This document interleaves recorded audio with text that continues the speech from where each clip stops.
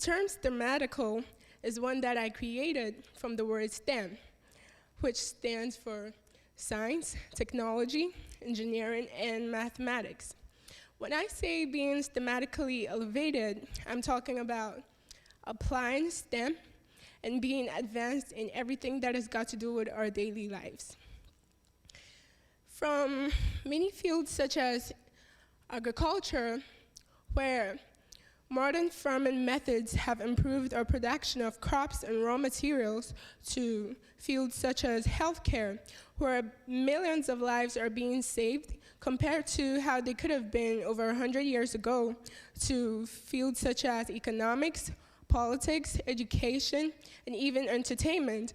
We find ourselves striving to be more and more advanced in our practices and processes. This is in order to be very, very productive in all that we do. It's kind of like our nature as human beings. This is where STEM comes into play. STEM now in our society has become the driving force for our productivity and the stepping stone of our advancement. Before we go any further, I'd like to tell you about the story of an obliviously powerful woman named Henrietta Lacks. This lady, in the year of 1951, was diagnosed with cervical cancer.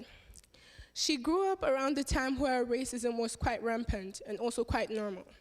But unfortunately for her, she had very limited education, and she was the kind of woman who had the notion of not going to the hospital until she had no other alternative.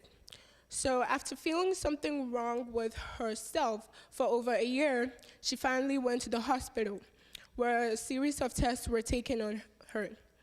A while after, though, she died. But what I want you to know is that the cells of Henrietta were very, very unique, in the sense that when placed into culture, these cells kept on reproducing and living for longer periods of time and didn't die like how normal cells did over a short period of days. This made her cells very usable for more in-depth research by scientists. Here's one mind-blowing fact. A multi-billion-dollar industry was created off of her cells. You know what's sad about her story? It took over 20 years before her family actually knew about her cells. Therefore, they didn't benefit from any of the monetary gains that her cells made, although they tried to fight for recognition after a while. What I want you to know is that what happened to Henrietta could have happened to you, and could have happened to me. It could have happened to any one of us, because we do not choose where we are born. We do not choose when we are born, or whatever circumstances that we are born into. This could have very much applied to any one of us here. Now, what I also want you to know is that, give me a moment, please. Yeah. I want you to look at the bright side of things. Henrietta Lacks was not STEMatically elevated, in the sense that it wasn't her fault, though, but today in our society, we can be STEMatically elevated. We have STEM, and the world around us today keeps on advancing, and we have the opportunity to advance along with it. This can be done when we apply STEM in every aspect of our lives, when we embrace STEM. Take technology out of STEM, for instance. We have this all around us in our daily activities, for instance, in our workplaces, in our schools, even in our homes, shops, airports, any place you can think of. We have devices such as our phones, we have devices such as our computers, projectors, cameras, and all kinds of things.